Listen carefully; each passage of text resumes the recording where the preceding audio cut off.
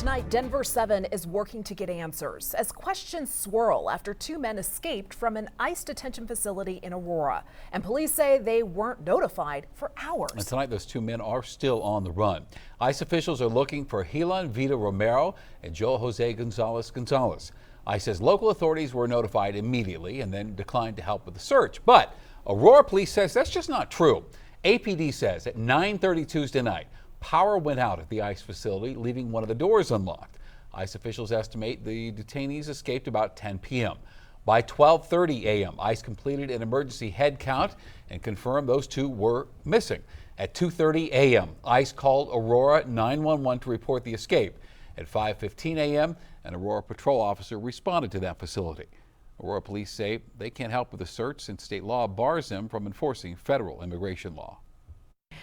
There are definitely a lot of questions on how the relationship between ICE GEO and Aurora PD works. Joining us now for more on this is Tony Spurlock, the retired Douglas County Sheriff. Thank you so much, Tony, for talking to us today.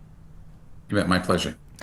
Tony, what is the role of local law enforcement to assist when a detainee escapes and they have an agreement like this? So generally the role is as soon as they get notified, depending on what the scenario is, local law enforcement will assist federal partners in searching for the individual, maybe securing the area. So those folks that are searching for the individual, say the GEO and their staff. It looks like, according to Aurora PD, that ICE officials waited several hours to notify them that the detainees had escaped. They claim that this was hindering them from being able to help right away. They called it a hot versus cold escape. Is this typical in these type of agreements?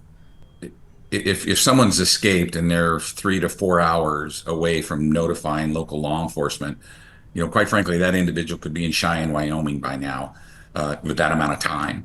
So it's no longer an urgency. And if there were other circumstances that made it urgent, then local law enforcement may, deploy more resources. But with that amount of time, that's really a cold call. And were they coming over there to help them? I mean, what were they asking them to do at this point? Did they have intelligence that these individuals were still on the ground, or what the scenario was? One factor in this that I noticed right away when looking at the timeline was whether or not the public was notified. And we never received a press release. It doesn't seem like Aurora PD or ICE ever notified the public that these detainees had escaped the facility. Whose responsibility is it to alert the public and issue what they call that statewide BOLO? And under what circumstances are those released? Well, I believe the primary responsibility lies with the ICE and the GEO facility, the federal government. They would partner with local law enforcement, obviously with CBI, to say, hey, we have a national, or at least a state or national BOLO that needs to go out for these individuals, supply their demographics, photographs, those kinds of things. And usually those things are done very, very quickly, or they should be done. All right, Tony Spurlock, furthering our understanding of what happened and how this works. We appreciate your time. Thank you.